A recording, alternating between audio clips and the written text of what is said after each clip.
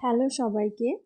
যারা যারা অরিজিনাল শোলার মুকুট চাইছিলে, তো অরিজিনাল শোলার মুকুটগুলো ফুল রেডি আছে। শুধুমাত্র আমি মাথার পালকগুলো লাগাইনি, কারণ অনেকেরই সমস্যা হয়, কারণ ওইভাবেই যদি আমি পালকগুলো আগে আমি লাগিয়েই রাখতাম, পুরোপুরি রেডি করেই রাখতাম পালকগুলো পুরো সেট করে। কিন্তু যখন অনেকেই নেওয়ার পর বলতো যে দিদি ওটা বেঁকে গেছে, ওটাকে ঠিক করতে পারছি না, বা ওটা অনেক রকম সমস্যা হতো, বেঁকে যেত, সরে যেত। তো সেই জন্য আমি এখন আর পালকগুলোকে লাগাই না। যার মোটামুটি যে রকম বা যে কালারের পালক পছন্দ, তারা আমাকে বললে আমি সেই কালারের পালক আমি প্যাকেটের মধ্যে দিয়ে দেব। আর যদি কারোর সমস্যা থাকে, মানে সে যদি একান্তই না লাগাতে পারো, তো সেক্ষেত্রে আমি লাগিয়ে দেবো, সেটা নিয়ে কোনো অসুবিধা নেই।